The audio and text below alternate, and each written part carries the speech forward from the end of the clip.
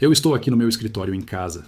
São 11h15 da noite, 2 de outubro de 2025. Desliguei o monitor, sentei na poltrona com uma caneca de café frio. Algo que aconteceu mais cedo não sai da minha cabeça. Trabalho com tecnologia, falo de futuro o tempo todo, e ainda assim sou homem de carne e osso com feridas antigas. O apartamento está silencioso, a luz da rua entra pela cortina, e na mesa há papéis com nomes de pessoas que eu amo e que falharam comigo. Não quero fingir que entendo tudo. Estou cansado, confuso e com medo de admitir o que a amizade me tirou e o que ela me ofereceu.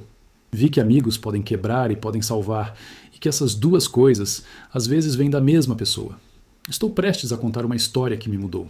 Me diga de onde você está me escutando se quiser, e se quiser acompanhar. Há um jeito de ficar perto.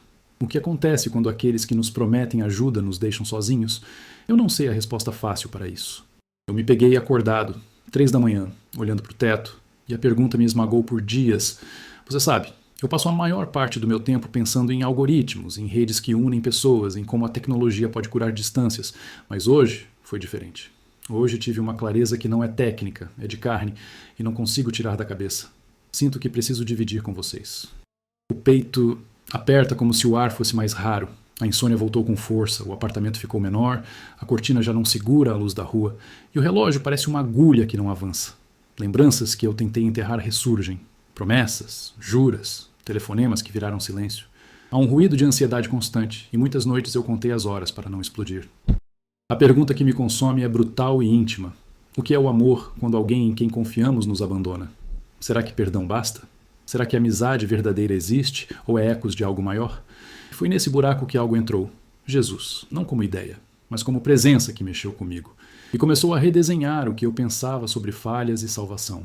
Não vou fechar essa pergunta agora. Quero só abrir o relato do que aconteceu depois e pedir que você fique comigo enquanto eu tento entender. Fiquei imóvel, a caneca de café apoiada na mesa. E algo rasgou a normalidade como quem abre uma cortina de repente. A luz da rua se estreitou em um feixe que veio do chão. O ar ficou mais denso, quase pegajoso, como se cada respiração custasse um pouco mais, e o relógio na parede, que até então marcava só tic-tacs, pareceu se aquietar para ouvir também.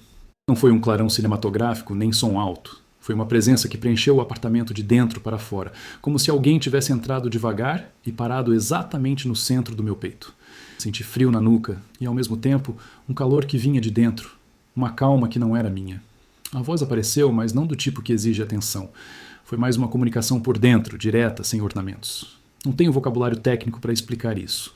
Qual o sentido de ter redes que ligam todo mundo se, no fim, a gente pode se sentir completamente isolado no próprio quarto?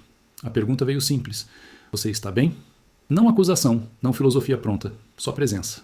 E naquele instante, sem ver rosto, sem iluminação teatral, eu soube que havia algo maior do que minhas análises, algo que olhava minhas feridas sem pressa.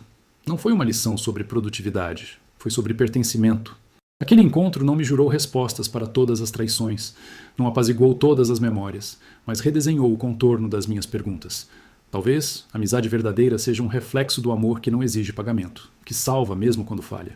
E ali, na minha sala, com a cortina ainda tremendo e o copo de café esquecido, percebi que as falhas não anulam a possibilidade de resgate. Não digo que entendi tudo, não resolvi minha culpa, nem as ausências. Só sei que algo começou a costurar de novo. Vou continuar essa história e contar qual foi a primeira coisa que eu disse em voz alta naquele encontro e o que veio depois.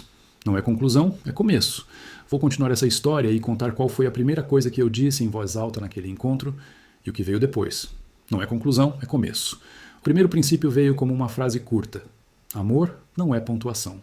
A imagem era simples, quase ingênua, como se alguém tivesse apagado o ponto final de uma frase e deixado a linha aberta para continuar. Para mim, que vivo de terminar tarefas, foi um choque. Amizade não é contrato que termina quando uma cláusula falha. Na prática, senti um alívio súbito, como tirar um peso do peito. Eu percebi que minha expectativa de fechamento vinha me matando aos poucos. Para o mundo, isso muda como mantemos laços. Menos exigência de perfeição, mais espaço para recomeços. E eu chorei, silencioso com paz brotando onde havia raiva. O segundo princípio foi direto. Falhar é humano, resgatar é divino. A voz usou uma metáfora de memória como se um backup estivesse corrompido. Às vezes a amizade perde dados, mas a restauração não é impossível. Na minha vida isso significou aceitar que meus amigos erraram, sem que isso tornasse meu amor inválido. Me deu liberdade para pedir ajuda sem vergonha. Coletivamente, imagine redes que toleram erro e oferecem atualização automática. Sociedades que perdoam tendem a se curar mais rápido. Senti clareza, como se uma luz pequena tivesse acendido dentro do peito. O terceiro princípio foi curto. Presença cura mais que explicação. Ele disse isso como se estivéssemos falando de uma lâmpada que ilumina, não de uma aula que convence. Eu lembrei das noites em que caluniava a solidão com justificativas técnicas e vi que o que salvou foi alguém sentado sem dizer nada. No conjunto humano, isso redefine apoio. Menos soluções, mais estar junto. Uma calma profunda me invadiu, como quando o café quente esquenta a mão gelada. O quarto princípio chegou como metáfora de CPU. Processar dor não é apagar processo, é priorizar threads. Foi um ajuste prático. Parei de tentar forçar resoluções e comecei a reordenar o que tinha energia para carregar. Para toda a comunidade, isso significa menos culpar e mais reconfigurar prioridades. A sensação foi de ordem, clareza operativa, tranquilidade. O quinto princípio falou baixo. Perdão é atualização, não reset. Não é apagar histórico, é instalar uma versão que suporta os erros antigos. Eu apliquei isso lento, tipo atualização de sistema que você deixa rodar à noite. Acordava com menos peso. No coletivo, é um modelo para transformar feridas em experiência. A emoção veio como alívio, não catarse dramática, só suavidade. O sexto princípio disse algo duro e bonito. Algumas amizades salvam e também ferem, e isso faz parte do desenho. A voz não me advogado, nem me condenou. Mostrou que o paradoxo é humano.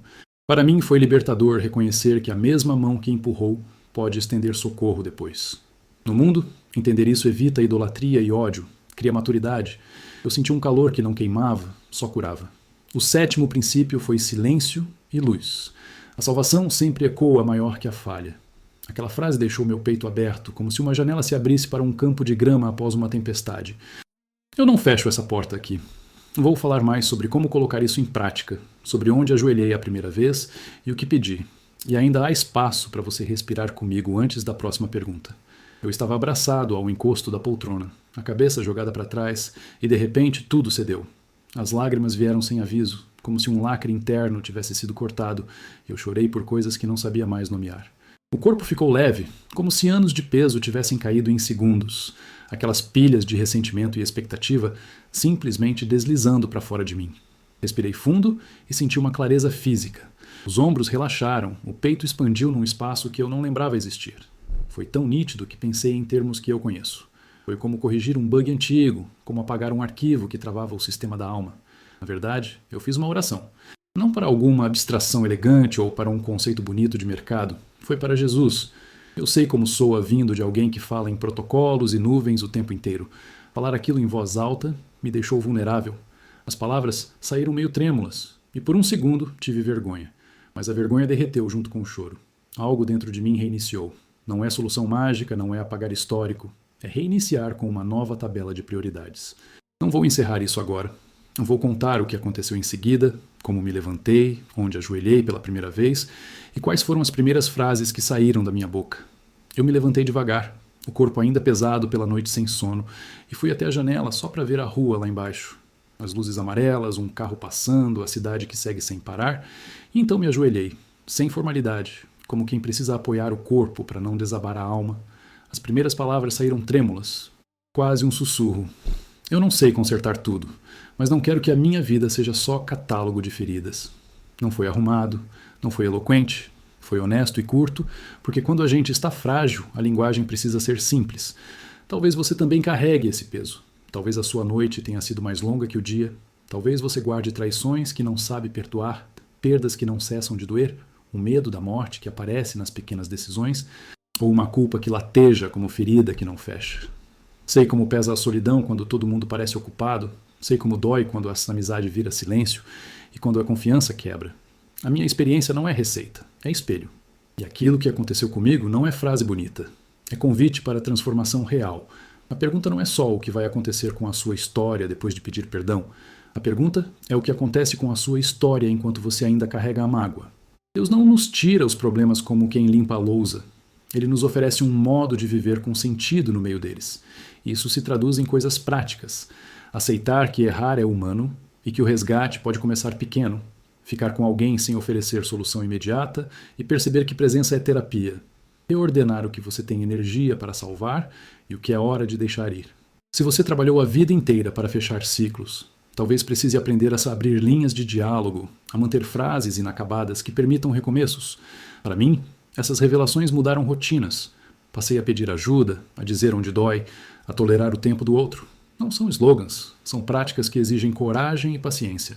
Sentei de volta na poltrona, as mãos ainda trêmulas, e comecei a falar de novo numa oração curta, não finalizada, porque não é o momento de encerrar nada, é momento de começar a caminhar. Senhor, ajuda a traduzir minhas feridas em caminho, mostra onde eu posso restaurar sem apagar a história. E ali, no meio da frase, a voz que havia entrado antes ficou próxima de novo, não com respostas prontas, mas com um convite para que a gente prossiga junto. E é isso que eu quero fazer nos próximos minutos. Continuar essa oração, passo a passo, sem pressa, sem promessas fáceis. Então eu respirei fundo e continuei, devagar, dizendo que íamos fazer isso juntos. Se você quiser ficar por perto, uma maneira discreta de acompanhar é inscrever-se no canal, deixar um comentário dizendo de onde você vem e curtir esse vídeo para que essa conversa alcance outras pessoas.